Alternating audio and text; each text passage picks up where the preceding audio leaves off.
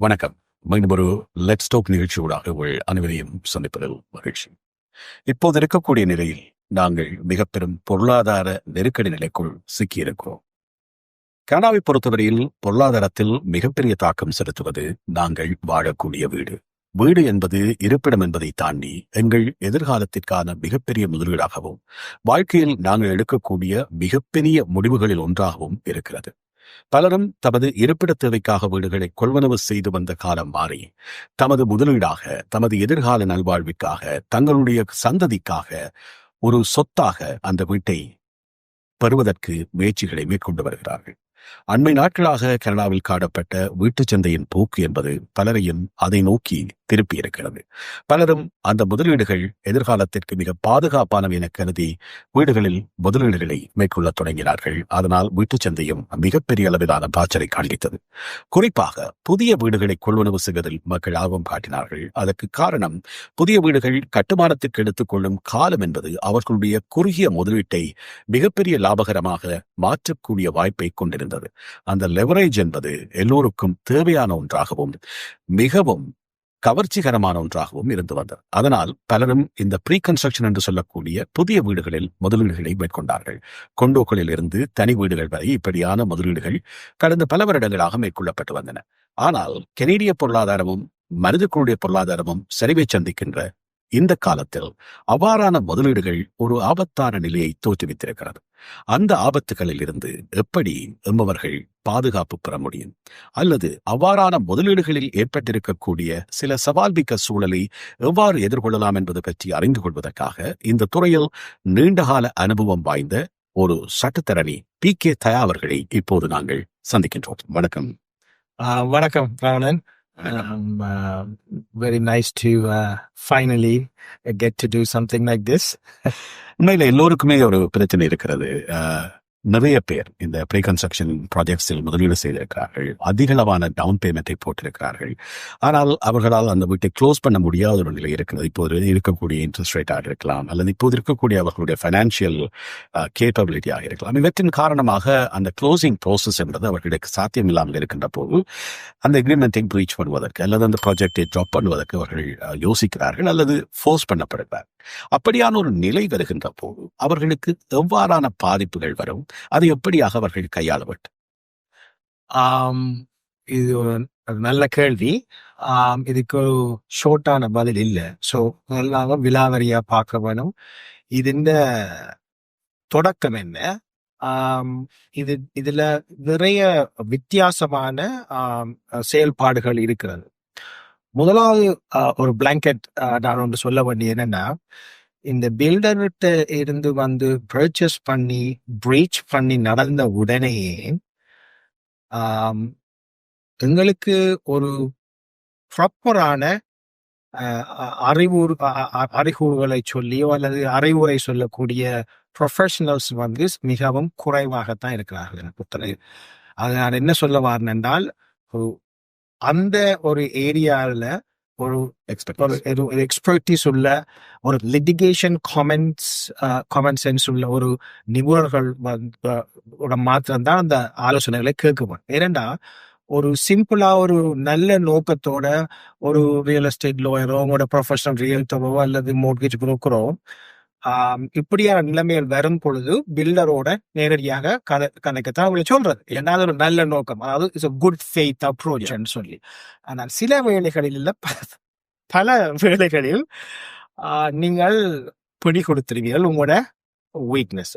நான் ஏன் அதை நான் இப்ப முதல் இருந்தே சொல்றேன் என்றால், எனக்கு உள்ள அனுபவத்தில் சொல்றேன். எனக்கு கிளையன்ஸ் இப்பொழுது கனவிற்கு இந்த விஷயம் செய்யறோம். அதை போய் நாங்கள் ஒரு ஒரு ஆழமா பார்க்க என்ன நடந்திருக்குன்னு சொன்னா, நல்ல நோக்கம் தான் எல்லாருக்கும். ஆனா அந்த ஒரு ஒரு நல்ல நோக்கத்திலையும் வந்து பட்டர்ஃப்ளை ஸ்டோரி மாதிரி அவசர குறுக்குத்தனமா செய்யறேன்னு சொல்லிவிட செய்து பிழைகளை விட்டுவிட. நான் ஒன்றை மட்டும் புரிஞ்சுக்கொள்வோம், எல்லாருமே தப்பு விடுறது, எல்லாருமே பிடவுறது, 2 வருஷத்துல நடக்கிறது எங்களுக்கு தெரிஞ்சிருக்காது, வேலை இருக்குமா இல்லையா. அதனால பனையால விழுந்தவன மாடேறி இருக்கிறது மாதிரி அட்வைஸ் சொல்ல போகக்கூடாது. ஐயோ கூட இருக்கிற வீடெல்லாம் போயும் உங்களுக்கு இப்படி நடக்க போது, போட போறாங்களா, அதை போட போறாங்க. லைக் பயமுறுத்தி என்னட்ட வரைக்க அவள் ஒரு டிப்ரெஸ் ஸ்டேட்ல தான் அந்த கிளையன்ஸ் வரைவினாங்க. ஐயோ எல்லாமே போது கொண்டு என்ன படி அதை முதல் நிறுத்துங்க. கொலை செஞ்சாலும் உங்களுக்கு டிஃபென்ஸ் இருக்கு இந்த நாட்டுல. ரைட்? கொலை செய்ய சொல்லல. அது ஒரு லாயர் சொன்னான்னு ஒரு கொலைகாரனுக்கு கூட இந்த நாட்டுல டிஃபெண்ட் பண்றதுக்கு உரிமை இருக்கு. ரைட்? அது அப்படி இருக்கேக்க இந்த விஷயங்களை முதலாவது மன அழுத்தம் வாரது மாதிரி நடைமுறைகளை நிறுத்துங்க. பிகாஸ் அது உங்களுக்கு ஹெல்த்தி இல்லை. என்கிட்ட 10 பேர் வந்துச்சுன்னா 8 பேர் கண்ணீர் விட்டு தான் பார்த்துட்டு சத்தியம். It hurts. Yes. அது ஏனென்றா பயமுறுத்து பட்டு வந்திருக்கிறார். அது விஷயம் தெரியாத ஆட்கள கதையை கேட்கறது, மற்றபடி அப்படி நடக்கும் இப்படி நடக்கும். ஸோ அதுக்கு பிறகு அவர் இந்த கிளாரிட்டி வந்தோன்னு தான் we are battle ready. Now winning losing நான் கதைக்கே இல்லை. ஸோ விளையாடக்கூடாது. உங்களோட சைட் ஸ்டோரியை சொல்றது மாதிரி கோர்ட்ஸ்ல சொல்றதுக்கு உங்களுக்கு ஒரு வாய்ப்பு இருக்கு. ரைட்? அப்ப அதுல மிட்டிகேஷன் பிரின்சிபல்ஸ் இருக்குது. எல்லாமே போய் சில பேருக்கு 5 லட்சம் பிரச்சனை, சில பேருக்கு 1.5 லட்சம் பிரச்சனை, சில பேருக்கு 2 லட்சம் பிரச்சனை. அதோட நுணுக்கங்கள் டிபாசிட் 2 லட்சமும் போகுது உடனே அந்த பயம் வேற. அதுக்கு பிறகு பில்டர் குறைய விலைக்கு வித்துட்டு இன்னும் ஒரு 2 லட்சத்தை கூட்டி 4 லட்சம் என்று சொல்றேன். அதுல ஒரு பயம். ஐயோ அதை குழந்தை இருக்கிற வீட்டுல உள்ள எக்யூட்டில போட்டுருவான்னு அது இன்னொரு பயம். சரியோ? இது எல்லாத்தையும் சொல்லி போட்டு என்ன அங்க அவையில இறுக்கி பிடிக்கிறேன்னு சொன்னா இந்த வீட்டை க்ளோஸ் பண்ணியே ஆகுங்க. ஓகே? அதுக்கு பிறகு தாலிக்கொடி அடைவைப்புல இருந்து இருக்கிற வீட்டுல இருந்து செகண்ட் மார்கேஜ்ல இருந்து எல்லாத்தையுமே செய்து போட்டு இது நிர்வாகம் வருது. இன்னொன்று நீங்க பார்த்து போறோம். இது 1-2 அப்படி முந்தி நடந்ததா 2017-18 நடந்தது விஷயம் தான். அதை விட இது இந்த இப்ப நடக்கிறது மிகவும் ஒரு ஆபத்தான நிலைமையில இருக்கிற கொண்டு போகுதுன்னு சொன்னா, ஏற்கனவே second mortgage first mortgage power of sale பிரச்சனையில போய்கொண்டு இருக்காங்க. இருக்கிற வீட்டுக்கே மோர்கேஜ் கட்டிடலாம்.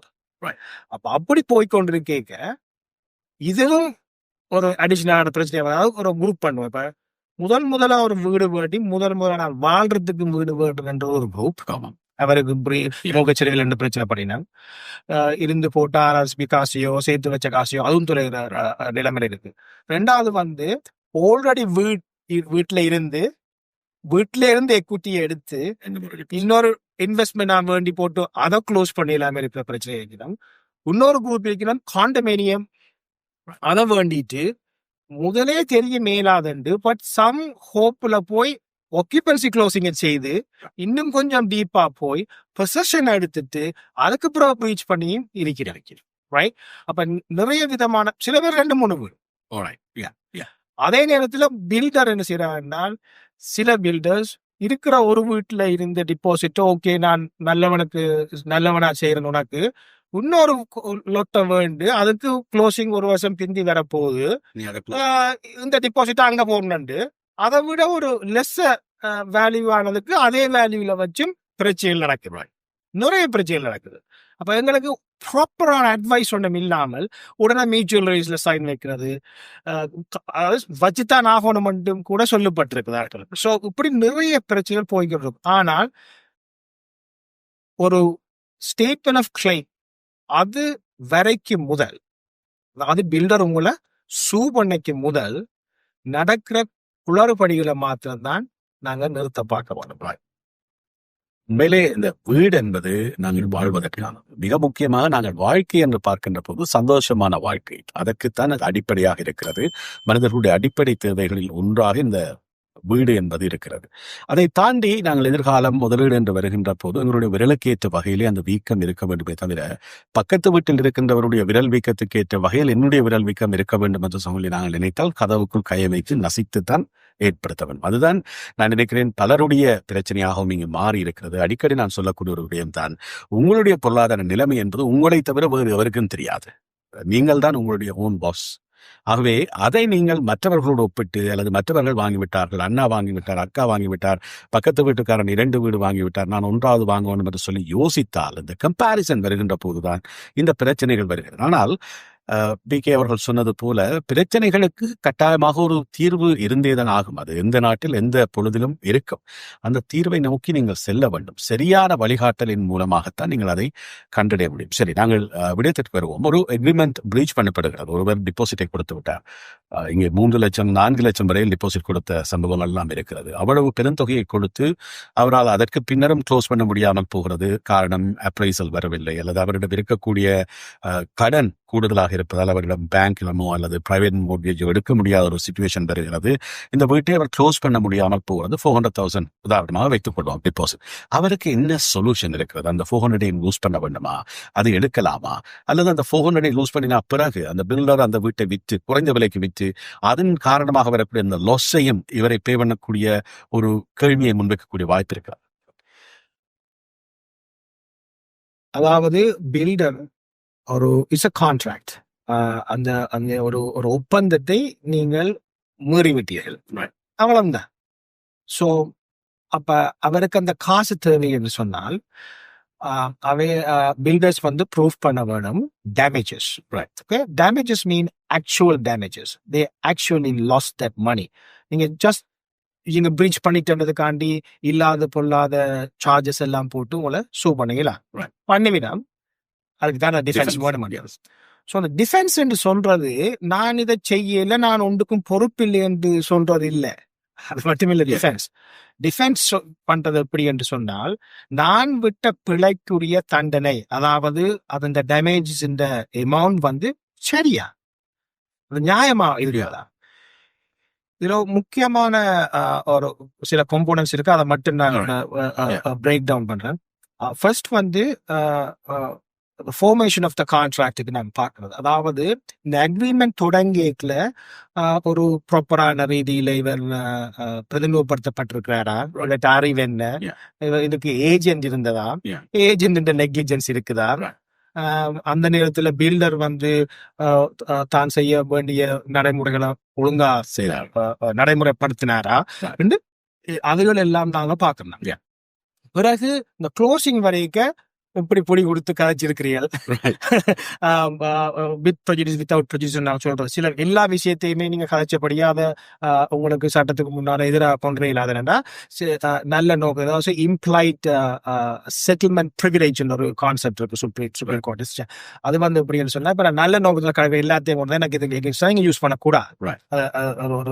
Good faith, it's bad faith. So அப்படி நிறைய நுணுக்கமான பிரின்சிபிள்ஸ் இருக்குது. சில எவிடன்ஸுகளை எக்ஸ்க்ளூட் பண்றதுக்கும் சில விஷயங்களை நாங்கள் முன் கொண்டு வாழ்ந்து. இப்ப டிஃபென்ஸ் என்று சொல்லிக்கல எல்லாருமே என்ன நினைக்கிறதுன்னு சொன்னா, ஏஓபி ரிசல்ட் வந்து எஸ் ஓ நோ, அது இல்ல டிஃபென்ஸ். இந்த டிஃபென்ஸ் பண்ணினா பிறகுதான் ஈக்குவல் ஃபூட்டிங்ல இருந்தா தான் நெகோசியேட் பண்ணலாம். இப்ப நீங்க இருக்கிறது வந்து சரியான வீக் பொசிஷன்ல. வீக் பொசிஷன்ல இருந்து செய்யக்க நீங்க கெஞ்சிருங்களை வழிய நெகோசியேட் பண்ணிடலாம். ஸோ அந்த கெஞ்சிரத முதல் நிப்பாட்டுங்க. That's the first advice I give. கெஞ்சிரத நிப்பாட்டு. பிளவிட்டபடியா கெஞ்ச வேண்டிய அவசியம் இல்லை. ஓகே, கெஞ்சிரத வந்து இட்ஸ் கால்ட் செட்டில்மெண்ட் நெகோசியேஷன். அதுக்கு வந்து எப்பவுமே நீங்க ஒரு கீழ் பொசிஷன்ல இருந்தோண்டு கேட்க வடிக்கிட்டீங்கன்னா சரி வராது. You find the defense and then you say, here's my terms. இதுதான் இந்த செட்டில்மெண்ட் நெகோசியேஷன்ஸ். ரெண்டு எங்களுக்கு அது தெரியும், நாங்கள் டீட்டெயிலாக போக விரும்ப இல்லை. ஸோ அந்த ப்ரொஃபஷனல்ஸுக்கு தெரியும் அது எந்தெந்த இதுகளில் ஓட்டல் இருக்கு. எல்லாருக்கும் வந்து 3-4 வருஷத்துக்கு பில்டருக்கும் விருப்பம் இல்லை இந்த கேஸை இழுது அங்கே போய் நீங்கள் போகிற பேங்க்ரப்சி அடிச்சிங்கன்னா என்ன ஒன்றும் கிடையாது, அவளுக்கு ஒன்றும் கிடையாது. So it's a simple example. அப்போ அப்படி கையை முறுக்கி உங்களோட நிலைமையை கொஞ்சம் மேலே கொண்டு வந்தா பிறகுதான் மற்ற பகுதியும் இறங்கி வந்து உங்களோட நெகோசியேட் பண்ணுமே வழிய முதல் வரமாட்டினா மோஸ்ட்லி வரமாட்டான். ஆனால் சில ஸ்மார்ட்ல பில்டர்ஸோட நெகோசியேட் பண்ணி ஓகே அப்படின்னா மியூச்சுவல் ரிலீஸ் நாங்கள் டிபாசிட் வச்சுக்கொள்றோம் பாய் பாய்னு சொல்லியிருக்கேன். அதே நாங்கள் ரெக்கக்னைஸ் பண்ணுவோம். சில இடத்துல சொல்லிக்கிட்டோம் ஓகே நாங்களே உங்களுக்கு மோர்கேஜ் தர மாட்டோம், க்ளோஸ் பண்ணியிருக்கேன். நான் இப்ப கதைக்கிறது there are mostly there are aggressive builders. அவையில் உங்களோட கதைக்கவே மாட்டாங்க, ஒரு இமெயிலுக்கும் ரெஸ்பாண்ட் பண்ண மாட்டாங்க. அப்ப என்ன செய்யணும்? You need a litigation lawyers, at least a consultant advice what not to do. Oh, yeah. That is very important. Yes. What not to do. You don't have to do. Anything is the best thing to do. அதான் திரும்ப திரும்ப சொல்றாரு. அதுக்கு again பயம் வந்து ஏன்னா அவங்களுக்கு தெரியா இப்ப ஒரு ஒரு ஒரு ஒரு கோவிட் சிம்டம் வந்தோடனே தெரியாது. நீங்க டாக்டர்கிட்ட போய் தான் கேட்கணும். ஆனா அதை மட்டும் நாங்க டாக்டர்கிட்ட தான் கேட்போம். அங்கிள் ஆண்டிட்ட கேட்க மாட்டோம். பட் இதே மாதிரி இந்த வெரி ஃபைனான்சியல் சிச்சுவேஷன்ல உங்களுக்கு நீங்க இருக்கேக்க, உங்களுக்கு மன அழுத்தத்துல இருக்கேக்க என்ன செய்யக்கூடாதுன்னு தெரியாது. So survival mechanism. அதே போல இன்னொரு விடயம் நீங்கள் சொன்னபடியால் அதையும் ஞாபகப்படுத்தி விடுவோம். நீங்க மெடிக்கல் ஃப்ரீ என்பதால் நாங்கள் கார்டை ஸ்வாப் பண்ணிட்டு டாக்டர்கிட்ட போவோம். அதற்கான ஒரு பேமெண்ட் கவர்மெண்டால செய்யப்படுகிறது. ஆனால் நீங்கள் எப்போதும் ஒரு ப்ரொஃபஷனல் அட்வைஸ் எடுக்க வேண்டுமாக இருந்தால் உங்களுக்கும் அந்த ப்ரொஃபஷனலுக்கும் இடையில் ஒரு பைண்டிங் கொண்டு வர வேண்டும். அந்த பைண்டிங் என்பது நீங்கள் அவருடைய சேவையை கட்டணம் செலுத்தி பெற்றால் மட்டும்தான் அது சரியாக வரும். நீங்கள் எவ்வளவு பெரிய தொகையை டெபாசிட்டாக கொடுத்துவிட்டு அதிலிருந்து மீள்வதற்காக ஒரு சட்டத்தரணியின் உதவியை நாடுகின்ற போது அவர் உங்களுக்கு இலவசமான ஆலோசனைகளை வழங்க வேண்டும் என்றோ, அல்லது அவர் இலவசமாக செய்தால் என்ன, நாங்கள் இவ்வளவு பணத்தை இழந்து விட்டோம், அவரை எங்களுக்கு ஹெல்ப் பண்ணக்கூடாது என்றோ நீங்கள் யோசிக்கக்கூடாது. ஏனென்றால் அவருக்கும் ஒரு வாழ்க்கை, அவருக்கென்று ஒரு குடும்பம், அவருக்கென்று சில ஃபைனான்சியல் அப்ளிகேஷன்ஸ் இருக்கும். அவர் ஒரு தொழில் நிறுவனத்தை நடத்தி கொண்டிருக்கின்ற போது அதற்கான கட்டணத்தை செலுத்தி நீங்கள் அந்த சேவையை பெறுகின்ற போதுதான் அவரும் உங்களுக்கு முழுமையாக தன்னுடைய சேவையை வழங்கக்கூடியதாக இருக்கும். அதே நேரம் அவர் அந்த ஒப்ளிகேஷனை அவர் பின்பற்ற வேண்டும் என்ற ஒரு கடப்பாடும் அவருக்கு ஏற்படும். ஆகவே ஒரு பெரிய தொகையை இழக்கப் போகின்ற நிலையில் கூட நாங்கள் இப்படியான சிறிய விடயங்களில் கவனம் செலுத்தாமல் இலவசமாக யாராவது ஒரு ஆலோசனை தந்தால் என்ன, இலவசமாக ஒரு வழிகாட்டலை தந்தால் என்ன, இலவசமாக எங்களுக்கு இவர் வாதாடினால் என்ன என்றெல்லாம் யோசிக்காமல் யாராவது ஒரு சட்டத்தரணியிடம் நீங்கள் செல்லுகின்ற போதும் அல்லது இப்படியான உதவிகளை, நிபுணத்துவ உதவிகளை நீங்கள் பெறுகின்ற போது அதற்குரிய சரியான கட்டணத்தை செலுத்தி நீங்கள் அதை செய்ய வேண்டும் என்பது மிக மிக முக்கியம். இதை எல்லோரும் தவறவிடக்கூடிய ஒரு விஷயம் என்னென்றால் அவர்களுக்கு இருக்கக்கூடிய அந்த எமோஷனல் ப்ரெஷர் என்பது இப்படியான சிறிய விஷயங்களை சிந்திக்க விடாமல் செய்துவிடும். இதை ஒரு ஆலோசனையாக நீங்கள் எடுத்துக்கொள்ள வேண்டும் என்பதுதான் இந்த நோக்கமே தவிர கட்டாயமாக நீங்கள் பே பண்ணி PK சந்திங்க ஒன்றோ அல்லது வேறு சந்திங்க ஒன்று சொல்வது அல்ல.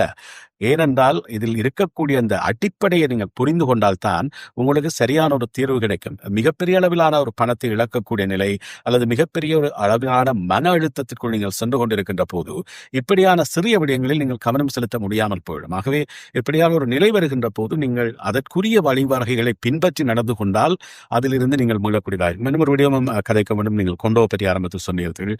பலரும் விடக்கூடிய ஒரு தவறாக இருக்கிறது. கொண்டோக்களை கொள்வனவு செய்கின்ற போது அதில் மேண்டட்டரியாக அவர்கள் அந்த 10 நாட்கள் லோயர் ரிவ்யூக்காக தருவார்கள். நீங்கள் அந்த நேரத்தில் அந்த எக்ரிமெண்ட்டை தந்தா பிறகு நீங்கள் அதை கொண்டு வீட்டை வச்சுட்டு இருப்பீங்க.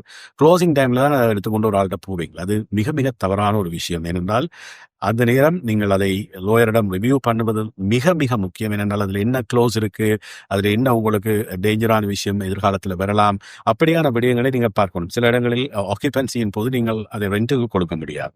அதே நேரம் ஆக்கியபென்சியில் உங்களுக்கு கொடுக்க வேண்டிய பணம் மிக அதிகமாக இருக்கும் மோட்கேஜை விட.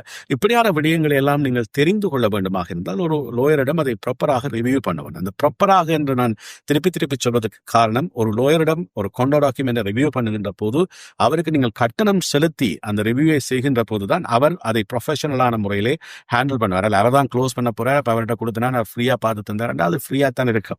ஆகவே இந்த விஷயங்கள் வருகின்ற போது என்னென்ன விடயங்கள் இந்த கொண்டோ என்று வருகின்ற போது, இப்போ பல இடங்களில் இந்த கொண்டோ பிரீச், நிறைய பேர் கொண்டோவில் இன்வெஸ்ட் பண்ணி பிரீச் பண்ணுகிறார்கள். அதில் எப்படியான பிரச்சனைகள் வருகிறது, அதை எப்படியாக அவாய்ட் பண்ணுவாங்க? எல்லா பிரச்சனையும் சொல்லலாம். முக்கியமா என்ன நடக்குதுன்னு சொன்னா, அந்த பில்டர் யூஸ்வலி இந்த பில்டர்ஸ் இந்த காண்டோ வேல்யூ நல்லா ட்ராப் பண்ணி. ஸோ உதாரணத்துக்கு ஸ்கார்ப்ரோல நான் பேர் சொல்ல விரும்பல, பில்டர் ஒரு $1,50,000 பர்ச்சேஸ் பண்ண ஒரு காண்டோ 1+1 இப்ப வேல்யூவேஷன் பண்ணிருக்கணும் $590K. ஓகே, ஸோ about $160,000 இதில் டெபாசிட் கொடுத்துடலாம். Now mortgage வரையிலும் பிரீச். பட் இவன் டெனன்ஸுக்கு ஒக்கியூபென்சி எடுத்து கொடுத்துட்டோம். ஓகே, ஸோ இப்ப பில்டர் அனுப்பி இருக்கிறாருன்னா இல்லீகலா டெனன்ஸை கொடுத்தது, அது ஃப்ராட்லெட்ஸா நீங்கள் ரெண்டெல்லாம் கலெக்ட் பண்றீங்களா கணக்கு வெறுத்தல் லெட்டர், தட்ஸ் ஃபைன். ஆனா இத வேற சில நிபுணர்கள் பயமுறுத்தி உங்களுக்கு பெரிய ஒரு பிரச்சனை வரப்போகுது அழுகிற நிலைமைக்கு இனியில ஆக்கி இருக்கணும் மன அழுத்தம் கொடுத்து. நான் சொல்றேன்டா, so what? Right? So what? Like அதுக்கு ஒரு அட்வைஸ் நீங்க ப்ராப்பரா எடுக்கணும்னா இங்க சரியான லீகல் சர்வீஸ் இங்க சரியான எக்ஸ்பென்சிவ் அதை ஒத்துக்கொள்ளணும் இல்லை அது நாங்கள் கம்பேர் பண்ணது பே ஸ்ட்ரீட் லிட்டிகேஷன் ஃபர்ம்ஸ் அங்கே அவர்லி சார்ஜஸ் எனிவே ஃப்ரம் $300 $1000 வரைக்கும் அவருக்கு சார்ஜஸ் இருக்கு டிபெண்டிங் ஆன் அவர் exploitation but we do but அதால நாங்கள் என்ன செய்யறோம் என்றால் எங்களோட ஃபேமில் ஒரு என்ட்ரி லெவல்ல வந்து ஒரு அக்சஸ் டு ஜஸ்டிஸ் மாதிரி அதாவது ஒரு சட்ட ரீதியான ஒரு விஷயத்த ப்ராப்பரா நாங்க எவ்வளவு ஒரு குறைந்த ஒரு ஃபீக்கு கொடுக்கலாம். அப்ப நான் என்ன செய்யறேன்னா உங்களுக்கு எந்த சட்ட இது ஒரு சட்ட பிரச்சனையா அல்லது இது எனக்கு டீப்பான இம்பாக்ட் என்ன, ஏன்னா இந்த அட்வைஸ் வந்து not one solution fits all. அதைத்தான் முக்கியமா அழுத்தி சொல்றோம். ஒரு குடும்ப அதே நிலைமையில இருப்பிடம் பிரீச்ல அதே கொண்டோ அதே வீடு உங்களோட குடும்பத்துக்கு வேற அட்வைஸ் தரணும்னா மற்ற குடும்பத்துக்கு நான் வேற அட்வைஸ் தருவேன். அதுதான் முக்கியம். ஒரே டெம்ப்ளேட்ட கொடுக்கலாம். That's right. ஆனா எல்லாரும் நினைக்கிறது உடனே கனவேர் வந்து சொல்லுவேன் எனக்கு, ஐயோ இதை க்ளோஸ் பண்ணாம விட்டா இருக்கிற வீட்டுல லீன் போட்டுருந்தேன். நான் அப்ப அவர்கிட்ட கேட்டேன், இந்த சொன்னாக்கள் சொல்லிச்சுனமா எப்படி அந்த லீன் போடப்படும் இருக்கிற வீட்லயே. அதுக்கு ஆன்சர் இல்லை. முதலாவது அப்படியான அட்வைசஸ் வந்து நீங்க ஒரு லிட்டிகேஷன் அது தெரிஞ்ச ஒரு நிபுணர்கிட்ட மாத்திரமே கேட்டுக்கணும். அதை விளக்கமா சொல்லிட்டு போன தெரியும். உங்களுக்கு உதாரணத்துக்கு ஒரு ஆல்ரெடி நீங்க வசிக்கிற வீடு இருக்கு, இன்னொரு வீடு 2 வருஷத்துக்கு மேல கட்ட கொடுத்து இப்ப பிரீச் பண்றீங்க, $2,00,000 பிரச்சனை வேற சும்மா சொல்லுவேன். அப்ப டிபாசிட் போச்சென்றும் அட்வைஸ் கொடுப்படுது போனா பரவாயில்ல. Okay, very very technical but ஏழுமான அளவு வழங்கப்படுது. ஒரு அக்ரிமெண்ட் பர்ச்சேஸ்ல நீங்க சும்மா அப்படி நார்மலா வீடு $4,50,000 டிபாசிட் கொடுக்குற மாதிரி தான் இந்த $1,00,000 டிபாசிட் $2,00,000. அதுல வந்து there is a forfeiture rules இருக்குது. அதாவது டிபாசிட்டுக்கும் டேமேஜஸுக்கும் பை டிஃபால்ட் சம்பந்தம் இல்லை. நீங்க இந்த பிரிட்ஜ் பண்ணிட்டீங்கன்னா நான் அந்த டிபாசிட் வச்சுக்கொள்ளலாம். Okay right. எனக்கு டேமேஜ் இல்லாட்டியும் வச்சுக்கொள்ளலாம். It's like a bonus, right? அதே நேரத்துல அப்படி ஒரு ஓப்பனான ஒரு சட்டத்தை எல்லாருமே யூஸ் பண்ண இயலாதுன்னா ரீசனபிலிட்டி டெஸ்ட். ரீசனபிலிட்டி டெஸ்ட்ல என்னன்னா ஒரு ப்ரொவிஷன் இருக்குது, ரிலீஃப் ஃப்ரம் ஃபோர்ஃபீச்சர் ரூல்ஸ்ல இருக்கு. ரிலீஃப் ஃப்ரம் ஃபோர்ஃபீச்சர்னா அந்த ஃபோர்ஃபீச்சர்ல இருந்து ஒரு ரிலீஃப் எனக்கு வேணும். ஏன் நான் ஒரு கமர்ஷியல் கிளையண்ட் இல்லை, பிசினஸ் சென்ஸ்ல நடக்க இல்லை, இந்த காசு இல்லை, ஒன்றும் இல்லை. அப்ப அந்த டிபாசிட்டையும் இந்த டேமேஜஸுக்கு மேல கொடுக்காமல் டேமேஜ் $2,00,000 இந்த $1,60,000 டிபாசிட்டை கழிச்சிட்டு $40,000 ஜட்ஜ்மெண்ட் வர மாதிரி நெகோசியேட் பண்ணுவோமா என்று கதைக்கலாம்.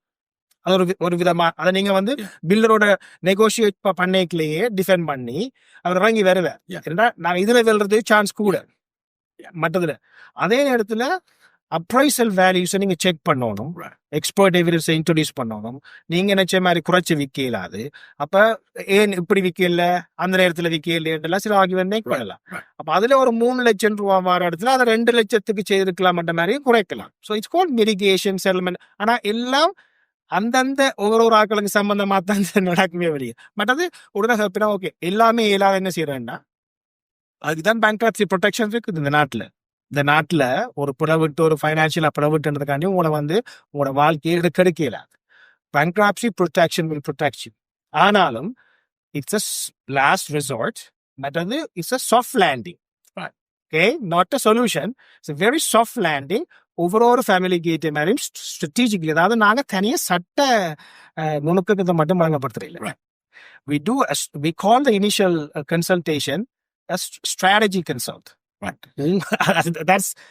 அதை சொல்லிட்டு அந்த ஸ்ட்ராட்டஜி கன்சல்ட்டுக்கு தான் எல்லாரும் அக்சஸ் பண்ணக்கூடிய மாதிரி ஜஸ்ட் ஃபிளாட் $300 நாங்கள் சேருனாங்க. அதுல தான் அவருக்கு எத்தனை ஆயிரம் செலவழியும் என்னென்ன சொல்யூஷன் அதுக்கு பிறகுதான் இன்ஃபார்ம்டா அவள் ஒரு டிசிஷன் எடுப்பினார். ஆகவே நீங்கள் எப்படியான முடிவுகள் எடுக்கப் போவீர்கள், உங்களுடைய தனிப்பட்ட ரீதியில் உங்களுக்கு இருக்கக்கூடிய சவால் என்ன, இதை பற்றியெல்லாம் நாங்கள் தொடர்ந்து வருகின்ற நாட்களில் கேஸ் பை கேஸாக ஆராயப் போகிறோம். தொடர்ந்தும் இணைந்திருங்கள். ரியல் டாக் நிகழ்ச்சியில் நாங்கள் மீண்டும் PK அவர்களை சந்திப்போம். அப்போது வெரி யுனிக்காக இருக்கக்கூடிய ஒவ்வொருவருடைய சிச்சுவேஷனையும் நாங்கள் தனித்தனியாக எடுத்து அனலைஸ் பண்ண போகிறோம். அது சில வழிகளில் உங்களுக்கும் புரிஞ்சு வரலாம், அல்லது உங்களுடைய நிலையோடு ஒத்து போகலாம். அப்படியாக இருந்தால் அதில் எப்படியாக நீங்கள் நிவாரணம் பெறலாம், அல்லது அப்படியான சவாலில் இருந்து நீங்கள் எப்படி விடுதலை பெறலாம், அவ்வாறான ஒரு சவால் மிக்க சூழல் ஏற்படாமல் இருப்பதற்கு என்ன மாதிரியான முன்கூட்டிய நடவடிக்கைகளை நீங்கள் மேற்கொள்ளலாம் என்பது பற்றிய அறிவை பகிர்ந்து கொள்வதற்குத்தான் இந்த உரையாடல்.